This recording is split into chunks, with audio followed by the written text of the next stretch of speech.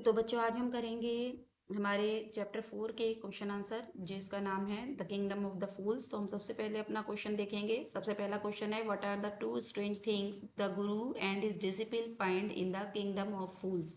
ऐसी कौन सी दो चीज़ें स्ट्रेंज चीज़ें होती हैं, विचित्र चीज़ें होती हैं जो गुरु और उसका चेला जो है वो किंगडम ऑफ फूल्स में देखते, मूर्खों के साम्राज्य में देखते हैं। तो द गुरु एंड डिसिपल, इसका आंसर हम इस तरह से लिखेंगे the Guru and his disciple notice two strange things in the kingdom.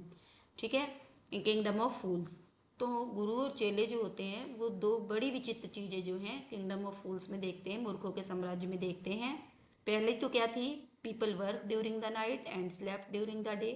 पहली तो ये थी कि लोग जो है वो रात को अपने काम करते थे, बिजनेस को करते थे, and slept during the day, और रात के समय सॉरी दिन के समय सोते थे। और दूसरी चीज़ क्या थी, दूसरी विचित्र चीज ये थी, स्ट्रेंज चीज ये थी कि everything in the kingdom cost the same, कि उस राज्य में हर एक चीज़ की कीमत एक बराबर थी, whether it was a measure of rice और ए बंच ऑफ बनानास। चावलों की कीमत, 1 किलो चावल की कीमत या फिर 1 दर्जन केले की कीमत भी बराबर थी। All were priced at a single duddu coin, हर एक चीज़ की कीमत एक डुडू यानी कि एक कॉइन थी। तो ये तो हमारा था पहला क्वेश्चन। इसके बाद हम आते हैं दूसरे क्वेश्चन पे। दूसरा क्वेश्चन कह रहा है why does the disciple decide to stay in the kingdom of fools, is it a good idea. Disciple जो है वो किंगडम ऑफ फूल्स, मूर्खों के साम्राज्य में क्यों रहना चाहता है, क्या उसका आइडिया सही था। तो उसका आंसर हम इस तरह से लिखेंगे the disciple stays in the kingdom of fools because food was cheap and plentiful. Disciple चेला जो था वो किंगडम ऑफ फूल्स में, मूर्खों के राज्य में, इसलिए रहना चाहता था क्योंकि वो जो वहाँ पे जो खाना था वो बहुत ज़्यादा सस्ता था और बहुत ज़्यादा मात्रा में था। It was not a good idea, मगर उसका आइडिया बिल्कुल भी सही नहीं था। Since is great later put him in serious danger, क्योंकि बाद में उसका जो लालच होता है उसे एक बहुत गंभीर खतरे में डाल देता है। इसके बाद में आता है थर्ड क्वेश्चन। थर्ड क्वेश्चन हमसे पूछ रहा है कि name all the people who are tried in the king's court and give the reasons for their trial. वो सभी लोग जिनका किंग के कोर्ट में ट्रायल हुआ था, जो किंग के कोर्ट में जाके शामिल, जिन किंग के कोर्ट में जाके हाजिर हुए थे, उनके नाम बताने हैं। And give the reasons for their trial, और उनके कोर्ट में हाजिर होने के क्या कारण थे वो भी बताने हैं। तो हम इसका आंसर इस तरह से लिखेंगे इन the king's court these were tried one after another.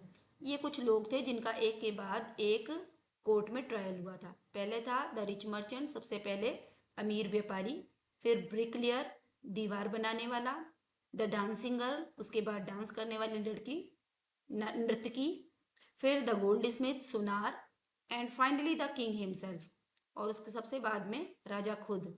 Each blamed for the thief's death, हर एक पर उस थीव के, उस चोर की मौत का इल्जाम लगता है, मर्डर का इल्जाम लगता है। Until the king was tricked into punishment, और ये इल्जाम तब तक लगता रहता है जब तक कि राजा को एक ट्रिक में फंसा नहीं लिया जाता है और उसको पनिशमेंट नहीं मिल जाती।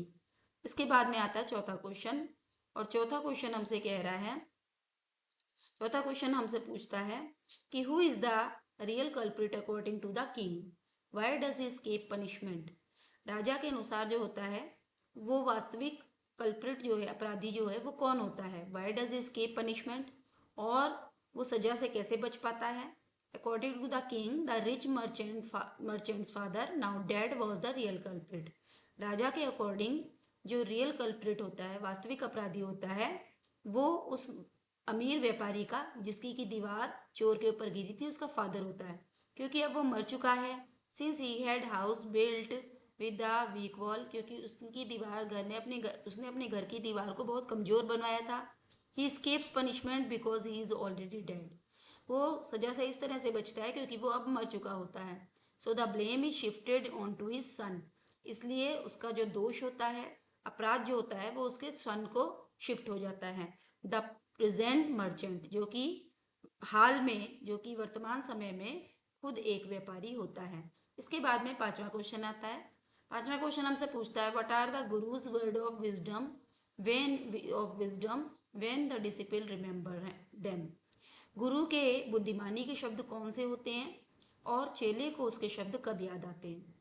तो हम इसका आंसर इस तरह से लिखेंगे guru's word of wisdom were गुरु के बुद्धिमानी के वर्ड ये थे, this is a kingdom of fool, ये मूर्खों का साम्राज्य है, you should not stay here, तुम्हें यहाँ नहीं रहना चाहिए, फॉर एनीथिंग कैन हैपन, क्योंकि यहाँ पे कुछ भी हो सकता है, डेंजर विल फॉलो, हर जगह खतरा तुम्हारा पीछा करेगा।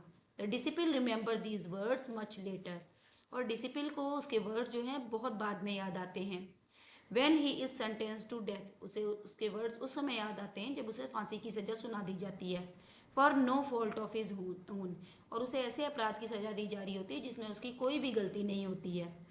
Eight that moment he realises, उस समय उसको फील होता है, अनुभव होता है, उसे ये महसूस होता है, हिज गुरु वॉज राइट, कि उसका गुरु बिल्कुल सही कहता था, about the dangers of living in a land ruled by fools, कि किसी भी मूर्ख के साम्राज्य में रहने में उसके जीवन को बहुत ज़्यादा खतरा था। इसके बाद में आता है सिक्स क्वेश्चन। सिक्स क्वेश्चन पूछता है, how does the guru manage to save his disciple's life, guru जो है अपना चेले की जिंदगी को कैसे बचा पाने में सफल होता है, कैसे बचा पाता है। द गुरु सेव्स, इसका आंसर हम इस तरह से लिखेंगे, the Guru saves his disciple's life by using his wisdom, गुरु जो है अपने चेले की लाइफ को अपनी बुद्धिमानी से बचाता है। He tricks the king in to believing that dying on gallows is very lucky, ठीक है, वो राजा को ये विश्वास दिलाता है कि इस समय मरना जो है, उस तक फांसी के तख्ते पर चढ़कर मरना जो है बहुत ज़्यादा लकी होगा, भाग्यशाली होगा। The greedy king freeze them both and thus the disciple is saved, और ये सुनकर जो लालची किंग होता है, लालची राजा होता है, वो उन दोनों को फ्री कर देता है, आज़ाद कर देता है, और इस तरह से गुरु के शिष्य की जान जो है वो बच जाती है। इसके बाद में हम आते हैं सेवेंथ क्वेश्चन पे। सेवेंथ क्वेश्चन हमसे पूछता है, what is the moral of the story given in the chapter the kingdom of fools, जो chapter the kingdom of fools है उसकी मोरल स्टोरी क्या है। तो इसका आंसर हम इस तरह से लिखेंगे, wisdom and foresight triumph over foolishness and greed, की बुद्धिमानी से और दूरदर्शिता से हम मूर्ख लोगों पे और लालची लोगों पे विजय प्राप्त कर सकते हैं। One should avoid short term temptations, किसी भी इंसान को टेम्पटेशंस का मतलब होता है लालच से, ठीक है ना, शॉर्ट टर्म में मिलने वाले लालच से बचना चाहिए। And always value intelligence and good judgement, और हर एक समय में हमें इंटेलिजेंस की, बुद्धिमानी, किसी भी बुद्धिमान व्यक्ति की या उसकी बुद्धिमत्ता की या अच्छे जजमेंट की कदर करनी चाहिए, उसकी वैल्यू करनी चाहिए। तो ये थे हमारे चैप्टर 4 के the kingdom of the fools के क्वेश्चन आंसर। आप इसे याद करिए, क्योंकि इसका हिंदी एक्सप्लेनेशन भी है, हिंदी एक्सप्लेनेशन को भी अच्छे से पढ़ लीजिए ताकि आपको पढ़ने और समझने में ईजी हो सके और आपको ज़्यादा फैसिलिटेट करे। इसी के साथ में ये वीडियो फिनिश होती है। Thank you.